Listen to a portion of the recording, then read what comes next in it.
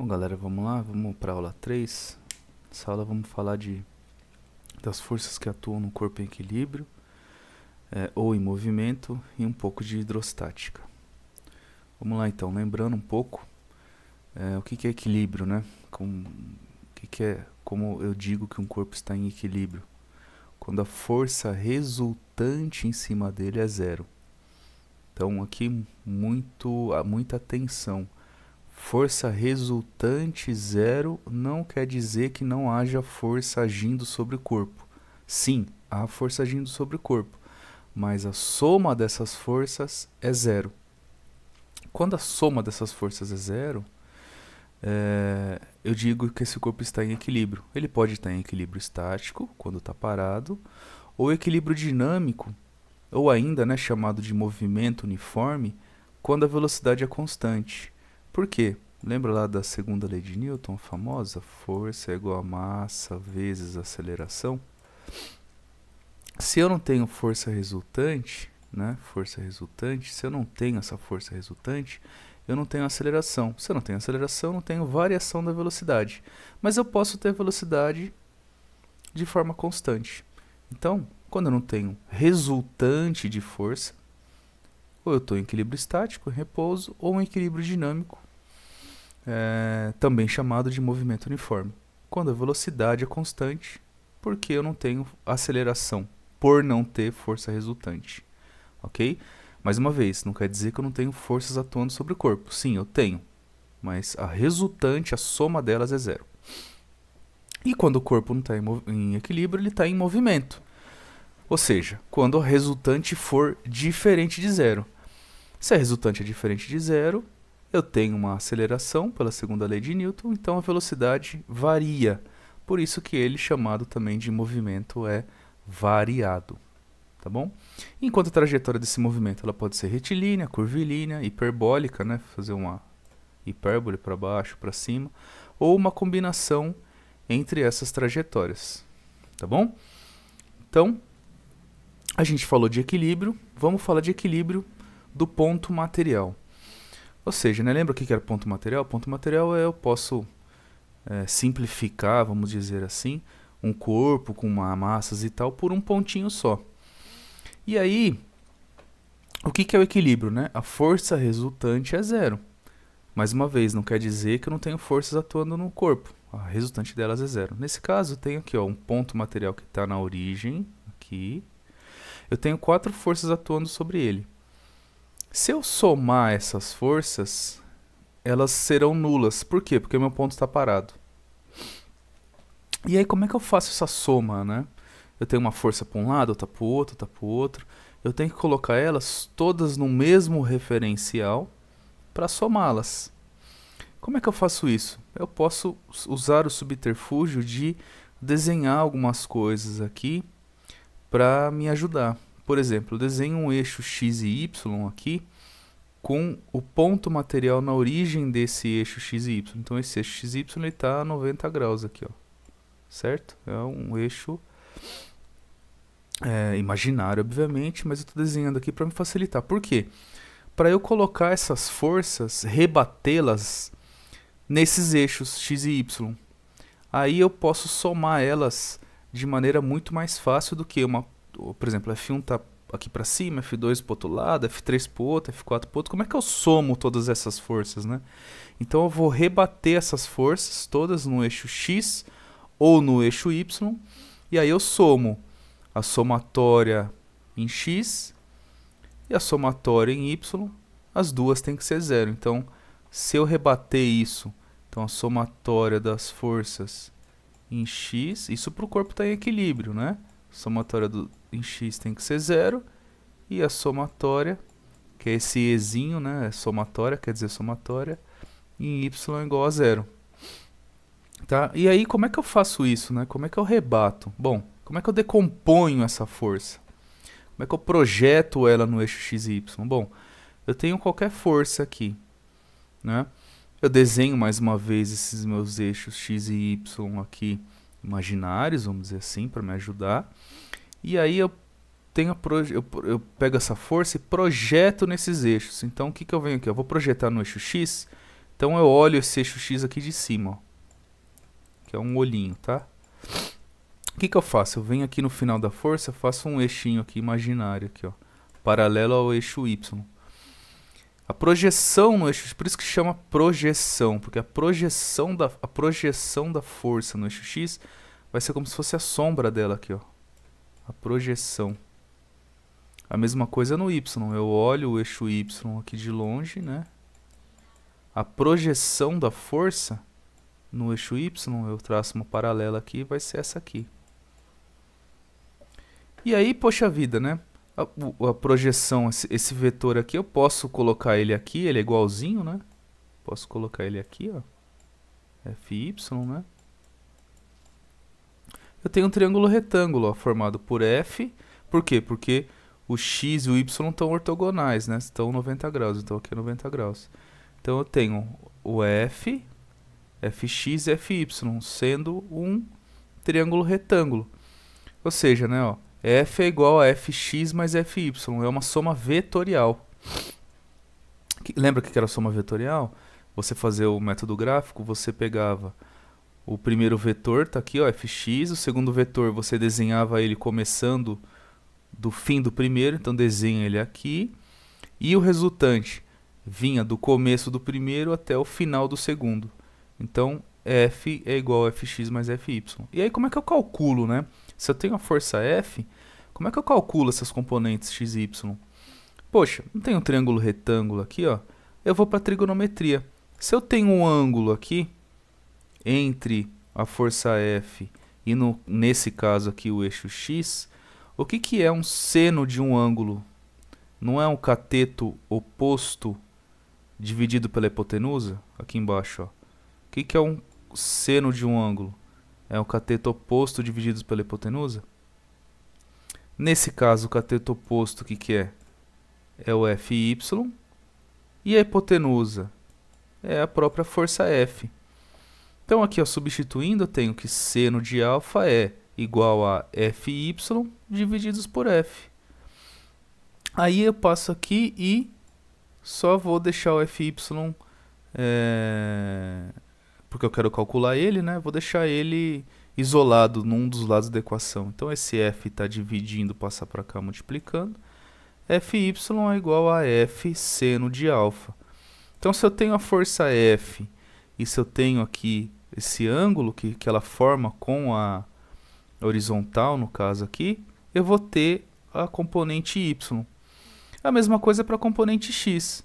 Só que eu sei que cosseno de alfa é cateto adjacente por hipotenusa. Nesse caso aqui, ó, cateto adjacente a alfa. O que é? Né? Adjacente aqui tá, é um dos lados do ângulo, não é isso? Então, cateto adjacente é Fx. E a hipotenusa? A hipotenusa do triângulo retângulo é a força F. Não é isso? Porque é o lado oposto ao ângulo reto, a hipotenusa, né? Então, é a força F. Então, cosseno de alfa é Fx divididos por F. Faço a mesma coisa aqui, ó, para deixar o Fx só em evidência. O F está dividindo, passa para cá multiplicando.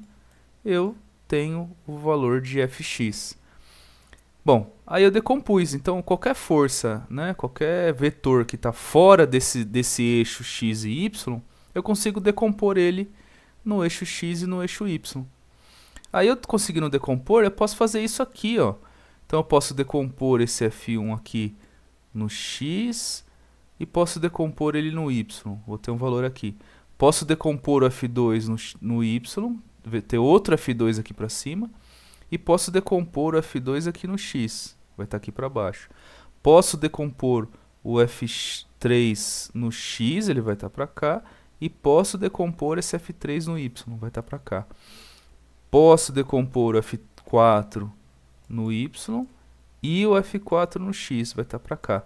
Então, o que eu vou ter essas decomposições? Eu vou ter aqui, ó, a F1 e F4 para a direita, x, né? F1x, F4x para a direita, F2x e F3x para a esquerda. Então, eu vou somar isso. O que está para um lado, um sinal, o que está para o outro, para o outro. Então, nesse caso aqui, o que está para a direita é positivo, o que está para a esquerda é negativo. Então, eu vou ter que F1x... Vou fazer aqui a somatória, né? Então, a F1x mais... Eita, tá horrível isso aqui, desculpem. Deixa eu apagar aqui. Muito bem, vamos lá de novo. F1x mais F4x, que tá para direita, F4x, menos o que tá para esquerda, então F2x menos F2x menos F3x é igual a zero. Mesma coisa para as forças em Y. O que está para cima é positivo, então F1y está para cima, mais F2y está para cima também, menos o que está para baixo. F3y, então menos F3y, menos F4y. Menos F4y é igual a zero. Então eu peguei, tá vendo, umas forças que estavam tudo louca no espaço e coloquei elas todas no mesmo referencial, e aí eu consigo somá-las ou subtraí-las aqui. Então, fazendo a somatória em x igual a zero e a somatória em y igual a zero, o ponto está parado, tem equilíbrio. Por quê? Porque a força resultante é nula. Beleza? Bom, isso para um corpo, para um ponto. E para um corpo rígido, né, que é ele tem dimensões, né? Nesse caso, o momento das forças, então, ou seja, né, continua a condição anterior, que a resultante das forças é zero, a soma vetorial delas é zero, ou seja, a mesma coisa para o ponto material, só que todas elas têm que estar no mesmo referencial. E o que é isso, todas estarem no mesmo referencial? É essa condição 2 aqui, ó. A resultante do momento das forças que atua sobre esse corpo ser nulo. Tá bom, momento das forças. O que é o momento das forças? O momento das forças, ele vai ser o quê? É o módulo dessa força vezes a distância dela ao ponto fixo. Ele é dado em Newton vezes metro. Então esse momento também é chamado de torque. Torque também é chamado de torque.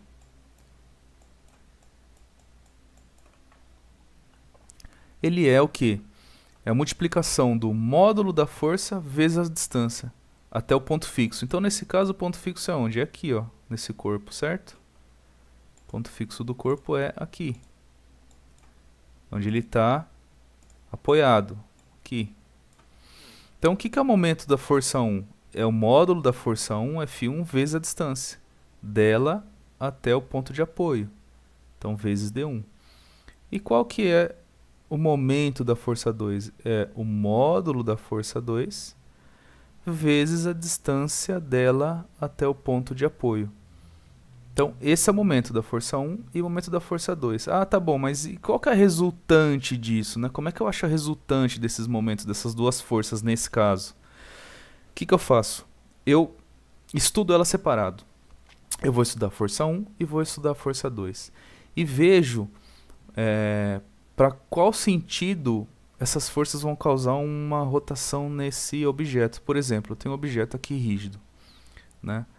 Ele está preso nesse ponto aqui. Eu tenho a força 1 aqui, ó. Para onde essa força 1 tá apontando? Ela está vindo para cá e para baixo, ó.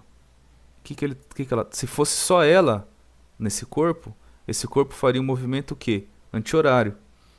Nesse caso, eu digo que esse momento é negativo, porque fez um movimento anti-horário. E o F2? O F2 está aqui, está puxando para baixo. Esse corpo faria uma rotação no sentido horário.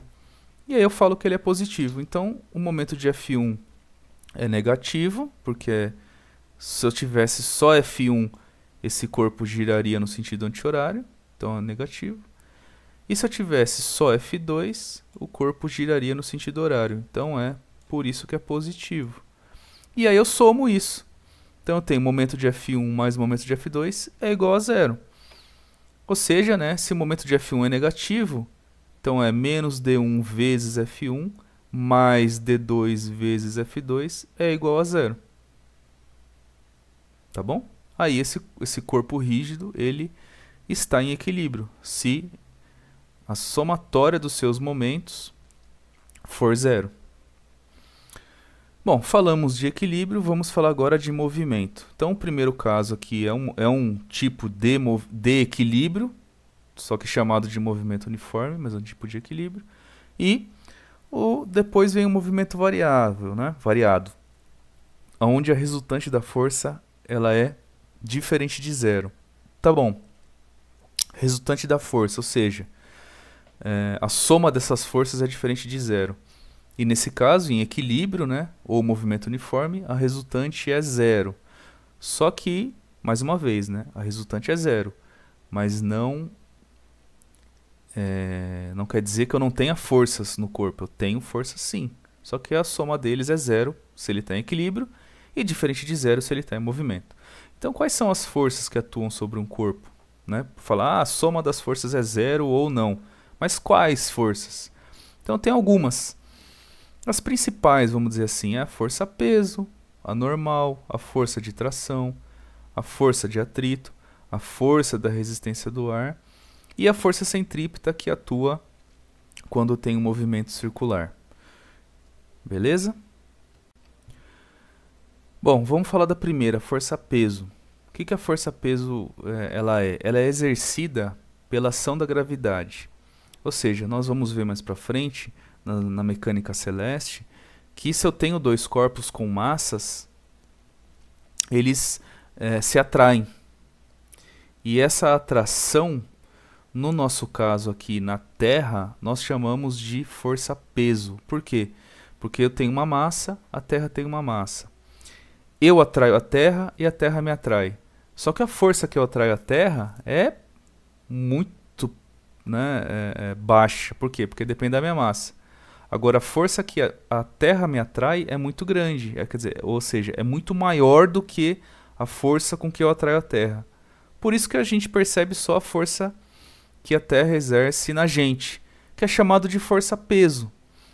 Então, ó, lembrando da segunda lei de Newton mais uma vez, força é igual a massa vezes aceleração. Se eu tenho uma aceleração da gravidade, né, ao redor da Terra, eu vou ter uma força-peso. Que a força-peso é o quê? É igual a massa vezes a aceleração da gravidade. É chamada de força-peso. É uma força específica. E ela sempre vai apontar para onde? Para o centro da Terra. Então, sempre para baixo. Ela sempre aponta para baixo. E sempre ela está a 90 graus da superfície da Terra. Então, sempre está para baixo. Sempre para baixo. Sempre na vertical. Nesse caso aqui, ó, P1 está aqui. Eu tenho um outro corpo aqui, ó. Ele também está apontando para o centro da Terra, o peso dele. Sempre a 90 graus aqui com a superfície da Terra. Então é sempre na vertical. Sempre na vertical. P3, mesma coisa, ó, sempre o centro da Terra. Sempre na vertical. Sempre na vertical. Claro que eu tenho uma força de reação, né? Terceira lei de Newton, toda força tem uma força de reação igual e contrária, que está lá no centro da Terra, vamos dizer assim, tá? Só que o meu peso comparado ao peso da Terra é nada. Por isso que eu não atraio a Terra e só a Terra me atrai. A gente vai ver isso lá na frente, tá? Então isso é a força-peso, tá bom? A próxima força é a força normal. O que é essa força normal? Ela aparece, olha lá, a terceira lei de Newton de novo, lei da ação e reação. Ela aparece pela reação da compressão de um corpo a uma superfície. Então, por exemplo, aqui, ó, se eu estou tem uma superfície na horizontal. Esse corpo, ele está pressionando essa superfície. Por quê? Porque eu tenho a força-peso dele aqui. Sempre está na vertical. Sempre na vertical. Então eu tenho a força-peso dele aqui. Essa força-peso faz com que a superfície seja pressionada. Essa superfície pega e reage ao corpo. Essa reação da superfície é chamada de força normal. E a força normal sempre é 90 graus em relação à superfície de contato. Nesse caso aqui, Ela vai ser igual ao peso porque a superfície de contato está na horizontal. Nesse outro caso, eu tenho um bloco numa parede, por exemplo. Está numa parede. A força-peso dele está para baixo, continua sempre para baixo, sempre na vertical. E a normal? A normal não. A normal não é a reação da compressão de um corpo a uma superfície, ou seja, a compressão desse corpo está aqui, ó, na superfície, né? Ele está comprimindo essa superfície. E a superfície vai reagir e com uma força nesse corpo, a 90 graus da superfície. Mesma coisa para esse exemplo, um plano inclinado. A força-peso desse bloco está na vertical. Sempre. Vocês podem ver, ó, nesses três casos, ó, a força-peso sempre está para baixo. Só que a normal não. A normal está a 90 graus da superfície de contato. Aí, por exemplo, nesse caso, como é que entraria aqui? Como é que eu sei quanto vale a normal aqui nesse caso? Poxa vida, eu desenho aqueles meus eixos famosos lá, x e y. Desenho o eixo x e y. Se eu desenho o eixo x e y, y e x, ó, a normal já está no eixo y, beleza. E o peso? O peso eu consigo decompor, ó. Eu decomponho ele aqui em peso y e em peso x. E aí, ó, no eixo y, como o bloco não está voando, né? No eixo y, a força para cima é igual a força para baixo. Então, nesse caso, a normal vai ser igual a componente y do peso, né? A projeção do peso no eixo y aqui, tá? E aqui? Será que o bloco está caindo ou não está? Se ele não estiver caindo, você fala, poxa, eu tenho um peso aqui que está apontando para cá, a componente y dele. Eu vou ter que ter uma força apontando para o outro lado também. Por quê? Para a soma das forças no eixo x também ser zero. Aí o corpo está parado em relação ao eixo x. Se ele está parado em relação ao eixo x, aí vai estar parado em relação a tudo, ele está em... Por quê? Ele já está parado em relação ao eixo y, certo? Ele não está voando e nem está pressionado, ele está parado. Se a somatória, ou seja, a somatória em y é zero. Se a somatória em x for zero também, toda a somatória é zero, ou seja, o corpo está em equilíbrio. A gente vai ver que essa força aqui é a força de atrito, tá? Mais na frente. Então aqui é a força normal. A próxima força é a força de tração. O que é essa força? Ela é uma força aplicada através de cabos, né? Fio, corda, linha. Ou seja, nesse caso aqui, ó, eu tenho um bloco suspenso por uma linha. Essa linha está fazendo uma força de tração nesse bloco aqui, que nesse caso equivale à força-peso. Por quê? Porque esse bloco não está voando. Eu não tenho força nenhuma atuando na direção horizontal, tenho só na vertical. Então, se esse bloco está parado, não está se movimentando, a força de tração é igual à força-peso, nesse caso. Para esse segundo caso, um rapaz está puxando aqui um bloco. A corda está na horizontal, então tem uma força de tração na corda. E sempre é na corda, ela sempre tem a direção da corda, ou do fio, né, do que for. Então nesse caso aqui eu tenho uma força de tração na horizontal. Nesse outro caso, onde tem um rapaz maior aqui do que a caixa, a força de tração ela segue a corda, então ela está inclinada aqui. O que eu posso fazer? Posso decompor ela aqui também, no eixo x e no eixo y. Então eu vou ter um tx aqui e vou ter uma decomposição dela aqui em y. Tem um pedacinho aqui em y, tem um pedacinho aqui em x. Tenho a força-peso, tenho a força normal. Se ele não está voando aqui, então eu tenho a força-peso aqui e tenho a força normal. Se ele não está voando aqui, força normal mais a componente em y da tração é igual ao peso. Então tá vendo que nem sempre... o peso é igual ao normal? Não, não é. Nem sempre é. Né? Ou normal é igual a peso, que às vezes falam? Não, não é.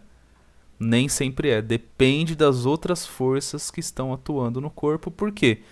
porque a normal ela é em relação à pressão que é exercida aqui embaixo, a reação da superfície de contato, tá? Então, falando aqui de tração. Mas eu aproveitei isso para fazer esse parênteses aqui da normal, tá? Mas estamos falando das força de tração. Então, a próxima força é a força de atrito. Então, o que a força de atrito é? Ela é uma força que se origina pelo contato entre as superfícies. Por quê? As superfícies não são lisas, elas são rugosas, né? E quando elas estão em contato e tem tendência de movimento entre elas, ou seja, eu tenho um corpo, minha mão aqui, está em cima de uma superfície. Se ela está parada e não tem força nenhuma agindo sobre ela, beleza.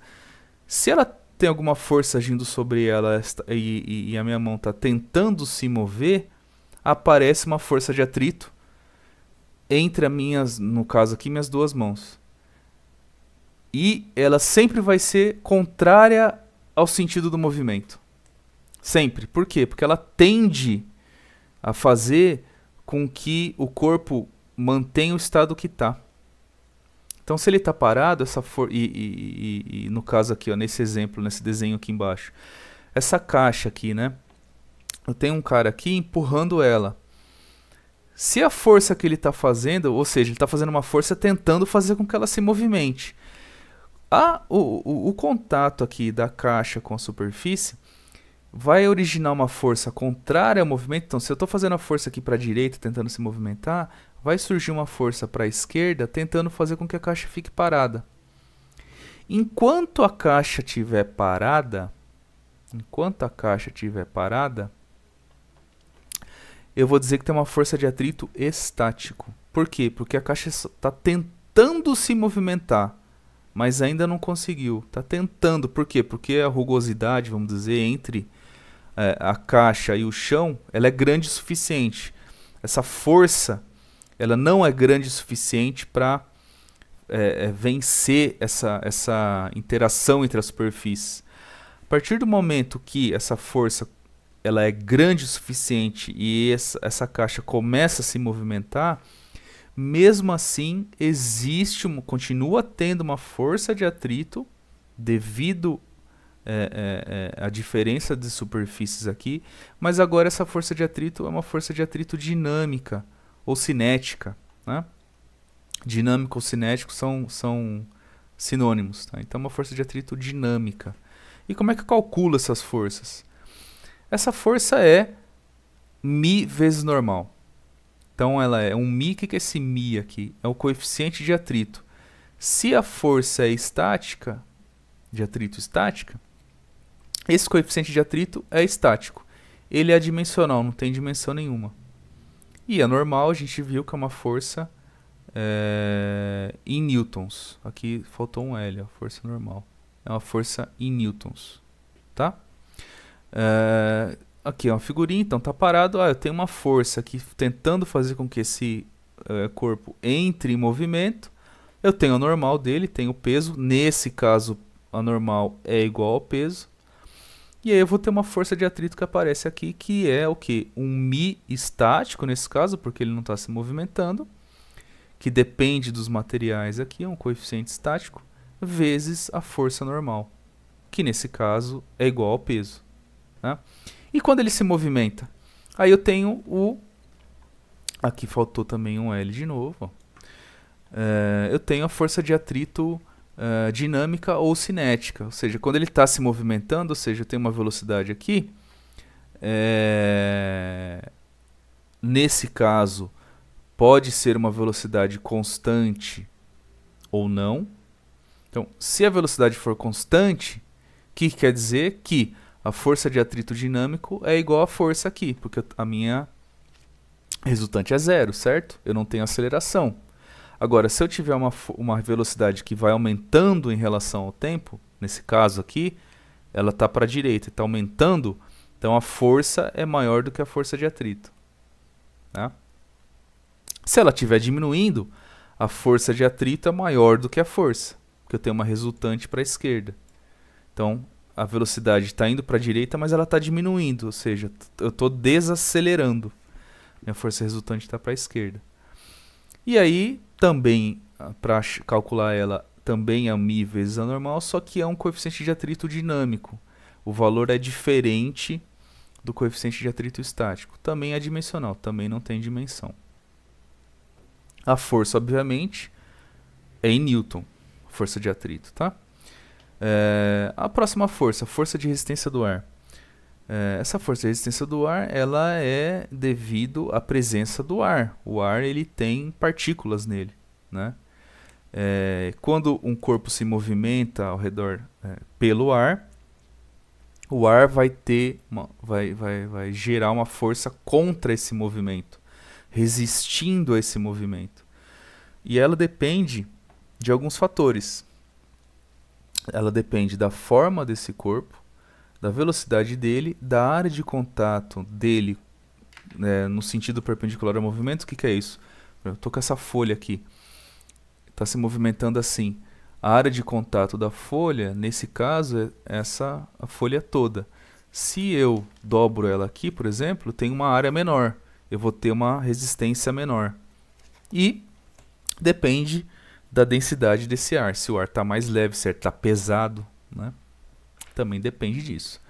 Uma formuleta para calcular é a multiplicação dessas coisas, né? Então é da velocidade vezes a área perpendicular vezes um fator K aqui, né? Essa força é difícil ter algum exercício com ela. É mais uma para vocês saberem que existe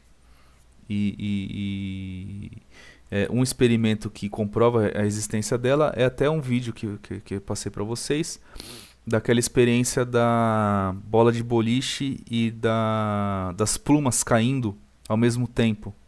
Primeiro elas não caem, né? A bola de boliche cai muito mais rápido do que a pluma. Depois elas caem juntas, né? As duas caem juntas. Por quê? Porque, entre outras coisas, eu não tenho a resistência do ar. Eu tirei o ar daquela câmera hiperbárica lá, ficou sem ar. Então as duas foram caindo juntinhas, né? Juntinhas, né? Bom, e aqui embaixo tá um experimentozinho aqui para entender, né? Você pega duas folhas de papel iguais, uma você amassa, a outra não, e solta as duas. Você vai ver que a bolinha cai muito antes do que a folha que você deixou aberta. Você fala, poxa, mas por que se as duas têm a mesma massa, né? Justamente por isso. A resistência no ar da bolinha é bem menor do que a da folha. E aí, por fim, a força centrípeta. O que é a força centrípeta, né? Ela é uma força resultante que atua no corpo, que descreve o movimento e trajetória circular.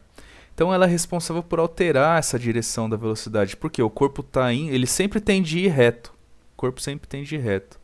E aí, essa força vai agindo. Então aqui, ó, o corpo sempre tende a ir reto, ó, ele sempre tem uma velocidade reta, uma velocidade tangencial, né? É uma velocidade linear ou tangencial. Sempre tende a ir para frente. Só que como ele está fazendo curva, essa força centrípeta, a aceleração, que é uma aceleração centrípeta, por isso que eu tenho uma força, né? Ela faz com que essa direção vai mudando de sentido. E aí gere uma velocidade angular. E aí, poxa, como é que eu calculo isso, né? Bom, lembrando da segunda lei de Newton, força é igual a massa vezes aceleração. Se eu tenho uma aceleração centrípeta, eu vou ter uma força centrípeta.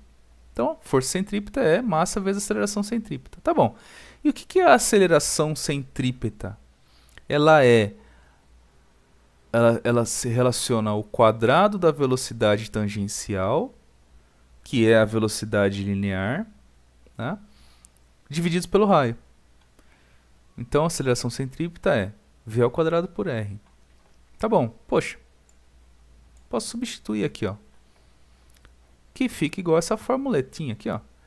Força centrípeta é massa vezes velocidade ao quadrado divididos por r. Aqui, eu estou relacionando a força centrípeta com a velocidade linear do corpo. Mas eu posso relacionar também com a velocidade angular. E aí como é que eu relaciono, né, a velocidade linear com angular? Aqui embaixo, ó, a observação, ó. A velocidade não é deslocamento pelo tempo. O deslocamento angular, o que ele é? Ele é o perímetro. 2πr. 2πr. Então, eu deixando o r em evidência, tirando o r aqui, ó, 2π pelo período, o que é? É a velocidade angular. É a quantidade de radianos que eu ando em cada segundo. Se a velocidade linear é quantos metros eu ando por segundo, a velocidade angular é quantos radianos eu ando por segundo. E aí, se eu tenho a relação aqui, né, da velocidade linear com a velocidade angular, eu sei que v é igual a ômega-r, eu substituo nessa formuleta aqui, ó, o v ao quadrado por ômega ao quadrado, r ao quadrado. Então, aqui, essas duas são iguais, né? As duas são iguais. Só que uma está relacionando a velocidade linear e a outra a velocidade angular. Então, a força centrípeta é m ômega ao quadrado vezes r. Por quê? Porque aqui eu tinha ômega ao quadrado, r ao quadrado aqui em cima, r ao quadrado em cima divididos por r dá r em cima, né? Então, tem a força centrípeta relacionada à velocidade linear ou velocidade angular, tá? Como ela é uma força resultante, o cálculo dessa força depende de cada estudo, de cada caso, né? Então, no caso aqui, ó, se eu tô, por exemplo, um carro tá numa valeta, tá numa depressão, tá bom? Eu tenho peso para baixo, anormal para cima, né? Que é uma reação entre o pneu do carro e o chão. E eu tenho uma força centrípeta também apontando para o centro dessa curva, né?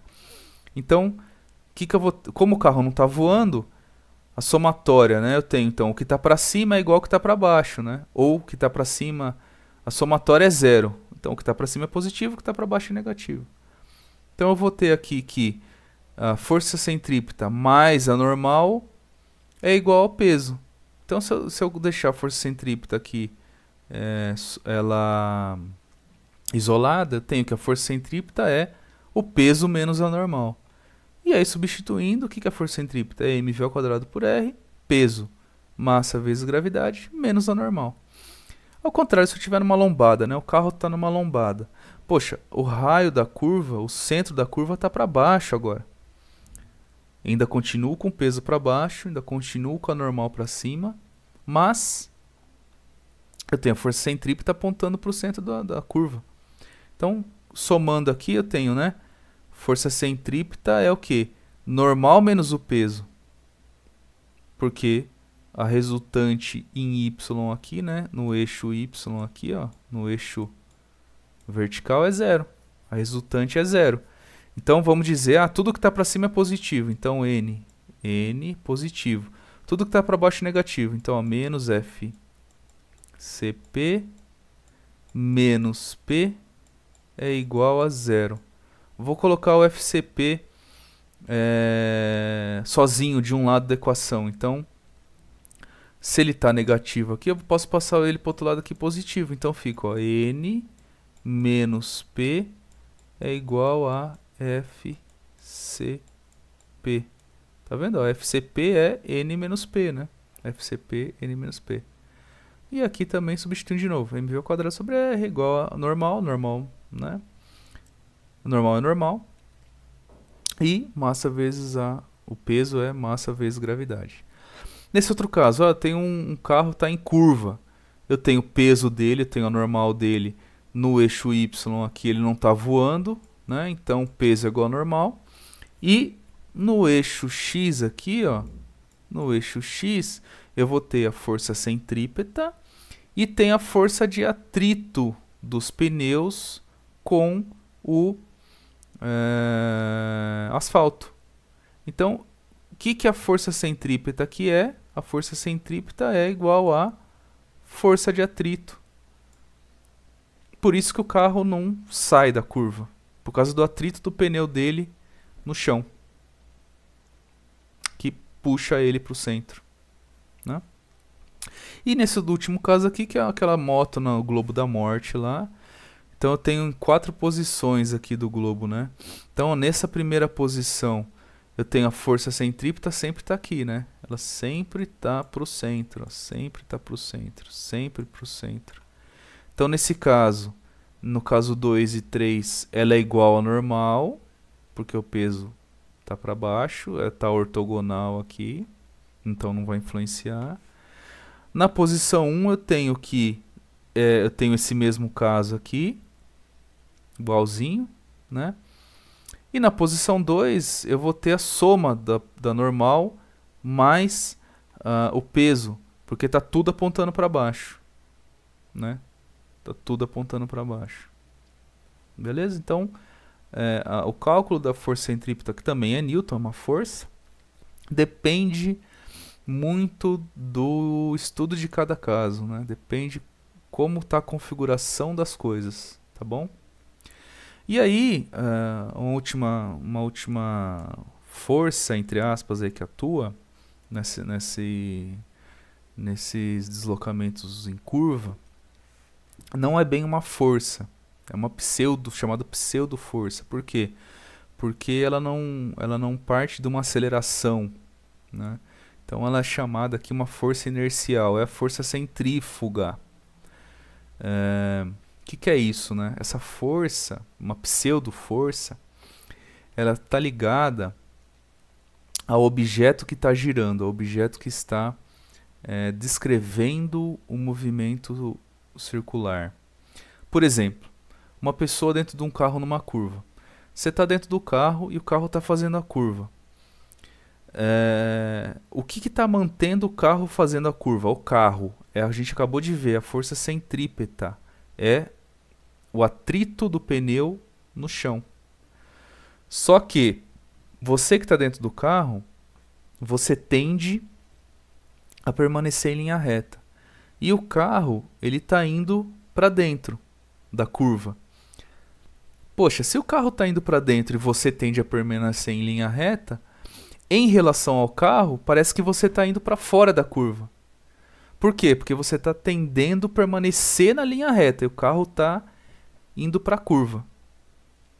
Então, você está dentro do carro, o carro está indo, né? O carro está indo para a curva e você está indo reto, você está aparentemente o seu movimento em relação ao carro, você está parecendo que você está sendo jogado para fora da curva.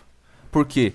Porque você está tentando permanecer em linha reta. Então, nesse momento, você sente a ação dessa força centrífuga em você pessoa, em relação ao carro. Mas ele não faz parte do movimento do sistema. Não é uma força que está no movimento. A mesma coisa, outro exemplo, esse aqui de baixo, é as gotículas de água que estão dentro da roupa, que está na máquina de lavar roupa, fazendo o processo de centrifugação, ou seja, a roupa está girando rapidinho lá. A força centrípeta está fazendo com que a roupa mantenha a trajetória circular. Só que dentro da roupa eu tenho umas gotículas de água que tendem a continuar, elas estão se movimentando, mas tendem a continuar em linha reta. E aí nesse caso ela sai da roupa, né? Porque ela tem um grau de liberdade ali e sai da roupa, ela não está presa na roupa, acaba saindo da roupa. Então é por isso que ela vai para fora, porque ela tende a permanecer em linha reta e a roupa está girando. Então ela sai, né? Ela não é radial, mas ela sai da roupa. E aí a máquina tem os furinhos no tambor, por isso que existem aqueles furinhos no tambor. É para a água sair da roupa ali no processo de centrifugação. Tá? Então essa força centrífuga, ela é uma pseudo-força, ela não é uma força. A força que existe no movimento é a força centrípeta. A centrífuga, ela é uma decorrência da interação dos objetos que estão dentro do sistema que está girando. Bom, então vamos falar de hidrostática, que é um equilíbrio dentro de fluidos. Tá? Então, o que que é essa hidrostática, né? Ela estuda as propriedades dos fluidos em repouso, ou seja, o fluido está lá bonitinho, paradinho, tranquilo. Então, ela estuda essas propriedades. Entre essas propriedades, a gente consegue destacar aí a densidade, a pressão e força de empuxo. Beleza? Aí a gente entende um pouco melhor o funcionamento desses fluidos e de objetos que estão dentro dele. E o que é um fluido, né? O fluido é alguma coisa que é capaz de assumir o formato do seu recipiente. Então, eu tenho um copo lá de um formato, eu coloco alguma coisa dentro dele, se essa coisa assumir o formato desse recipiente, é um fluido. Ou seja, ela muda de forma, né? Ela muda de forma. Eu tenho uma força externa, ela vai mudar de forma. Então eu tenho uma força do copo lá, tá agindo sobre ela por causa do formato dele, ela vai se acomodar nesse copo pegando o formato dele. Por quê? Porque ela mudou a forma sob a ação da força externa. Então isso é um fluido. Pode ser água, pode ser óleo, pode ser azeite, pode ser o que for. Se ele mudar o seu formato sob a ação de alguma força externa. Bom, então, para começar a falar de hidrostática, a gente pode falar do princípio fundamental dela. O que é isso, né? Esse princípio fundamental, ele diz que a diferença de pressão entre dois pontos que estão imersos nesse fluido, né? Então a diferença de pressão de dois pontos desse fluido, ela é proporcional à diferença de altura desses pontos. Então, por exemplo, eu tenho aqui um copo e tenho um fluido nele aqui, né? Um azulzinho aqui, ó. Tem um azulzinho aqui, né? O fluido aqui nele. E tenho dois pontos nesse fluido aqui. Tem um ponto A e tem o ponto B. Bom, a diferença de pressão entre A e B, ela vai ser igual a densidade desse fluido vezes a aceleração da gravidade vezes a diferença de altura desses caras. Qual que é a diferença de altura desses caras? Esse aqui, né? ΔH. Então, eu tenho o ponto A, tenho o ponto B.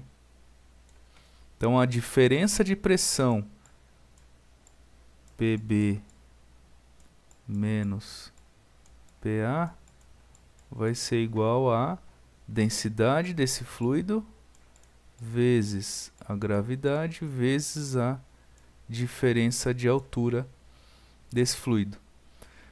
Poxa vida! E se a diferença de altura for zero, né? Ou seja, o ponto A estiver na mesma altura do ponto B? Se isso aqui for zero, eu tenho PB menos PA é igual a zero. Ou seja, PB é igual a PA.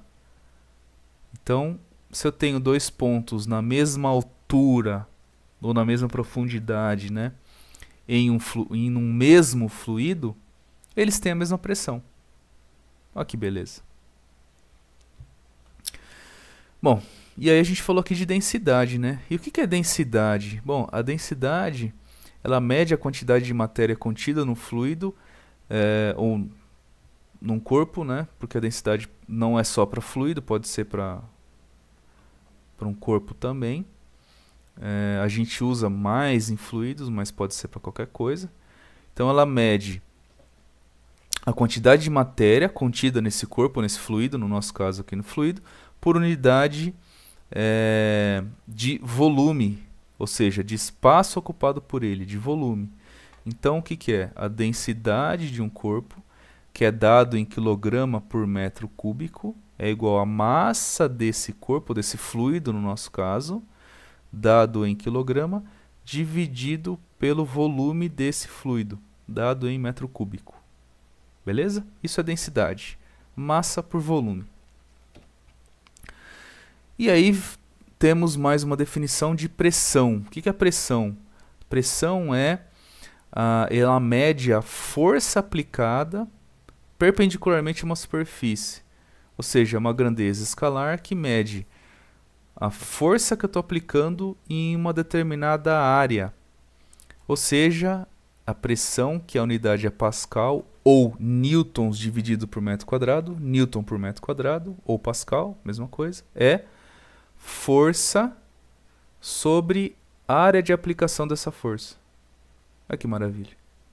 Isso é pressão. Dito isso, pressão, nós temos o teorema de Pascal. O que o Pascal falou? Ele falou assim, olha, o acréscimo de pressão exercido em um fluido em equilíbrio é distribuído sobre ele de forma integral e homogênea. O que isso quer dizer?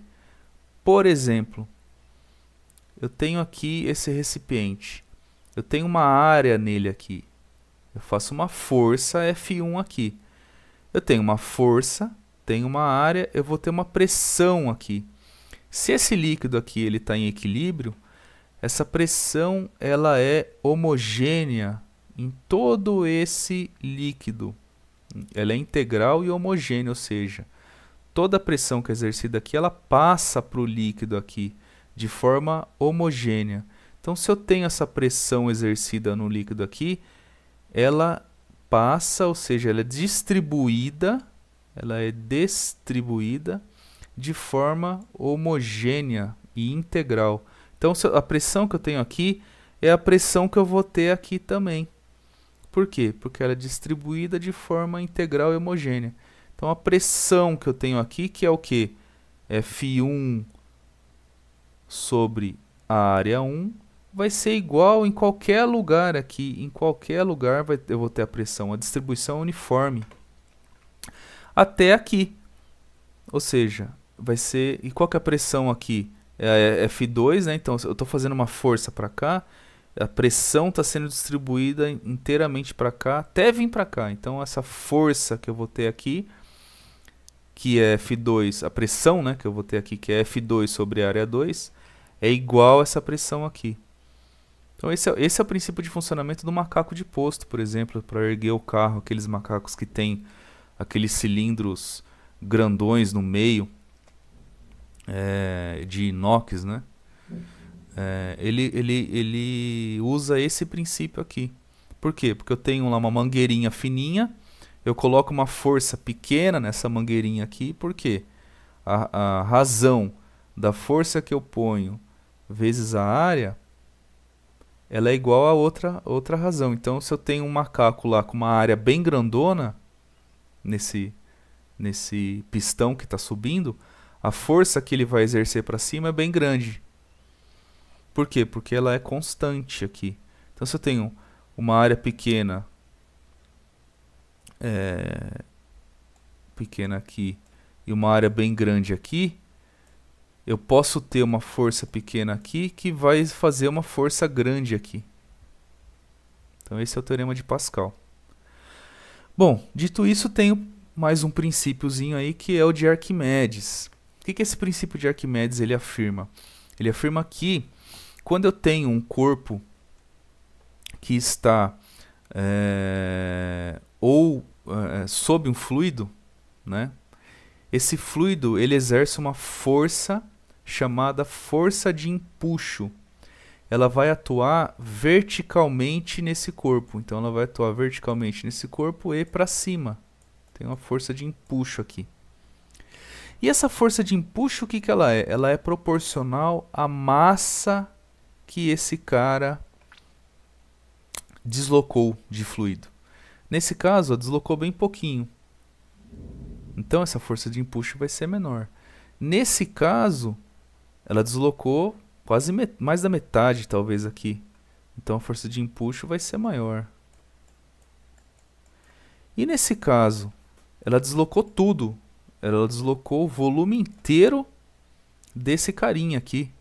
Ela deslocou o volume inteiro desse carinha aqui. Então vai ser maior ainda, né?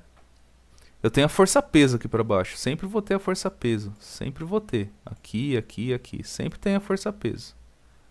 Certo? Sempre tem. Tá bom. Nesse caso aqui, o corpo ele submergiu inteiro, só que ele ficou paradinho ali. Ele está em equilíbrio. Se ele está em equilíbrio dentro do fluido, aqui na vertical eu não tenho força, né? A resultante é zero. Se a resultante é zero, o meu peso é igual ao empuxo. Para esse caso aqui. Para esse caso aqui. Porque ele está submergiu inteiro, né? Submergiu inteiro. E está parado aqui. Para esse outro caso, também. O peso é igual ao empuxo. E para esse outro caso? Também. O peso é igual ao empuxo. É igual. Certo? Por quê? Porque ele não está voando e não está nem indo mais para baixo, nem indo mais para cima. Então, ou seja, o peso é igual ao empuxo. O peso é igual ao empuxo. Né? E como é que eu calculo esse empuxo? Poxa, não acabamos de falar que é a força exercida. O Arquimedes falou lá, né? Que o empuxo que é, né? A força exercida por um fluido que foi deslocado em decorrência da inserção de um corpo. Então, eu inseri um corpo no fluido, ele deslocou um pouco daquele fluido. O peso desse fluido que ele deslocou é igual ao empuxo. Então, ou seja, o empuxo é igual ao quê? Ao peso do fluido deslocado. E o que é o peso do fluido, né? É massa vezes a aceleração da gravidade, certo? É massa vezes a aceleração da gravidade. Mas, o que a gente usa muito para fluidos, né? Para você achar a massa desse fluido. Você usa muito a noção de densidade dele. Então, a densidade, o que é? É massa sobre volume. Se eu deixar aqui a massa em evidência, eu tenho massa é densidade vezes volume, certo? E aí eu pego e substituo a massa aqui, ó. Aí eu vou ter o quê? Empuxo é densidade vezes aceleração da gravidade vezes volume deslocado de fluido. Volume deslocado de fluido. Então, por exemplo, eu tenho lá um tijolo de 1 metro cúbico. A hora que eu coloco ele na água, por exemplo, na piscina, ele submerge metade dele. Qual que foi o volume que ele submergiu? Meio metro cúbico, certo? Se ele tinha 1 metro cúbico, ele submergiu metade do volume, ele submergiu meio metro cúbico. Então, esse volume aqui, ó, que aparece na fórmula do empuxo, é o volume do líquido deslocado. Nesse caso que eu acabei, nesse exemplo que eu acabei de dizer, é meio metro cúbico, tá? E aí, disso, né, dessa força de empuxo que aparece e da força-peso que sempre existe, vai vir a noção de peso aparente. O que é esse peso aparente? Ele é um peso do objeto que está inserido ou totalmente ou parcialmente no fluido. O que é isso, né? É o peso menos o empuxo. Então, o peso aparente desse objeto é peso menos o empuxo. Por quê? Porque eu tenho peso para baixo e tenho empuxo para cima. E aí, por último, nós temos o princípio de Stevens, que é, se vocês prestarem atenção, é o que está escrito aqui, ó, a diferença entre as pressões de dois pontos de um fluido em equilíbrio, ou seja, o fluido em repouso, é igual ao produto entre a densidade do fluido, a aceleração da gravidade e a diferença entre as profundidades dos pontos, que é a mesma coisa do princípio fundamental da hidrostática, ou seja, esse carinha aqui, ele é o princípio fundamental da hidrostática, o princípio de Stevens. Então, o que isso quer dizer, né? Se eu tenho no mesmo fluido dois pontos quaisquer, a pressão deles depende da diferença de altura. Se eu tenho o mesmo fluido e os dois pontos estão nesse fluido na mesma altura, qual que é a diferença de pressão deles? É zero. Eu tenho a mesma pressão. Só que, nesse caso aqui, ó, por exemplo, né, eu tenho um fluido A, azul, e um fluido B, amarelo. Certo?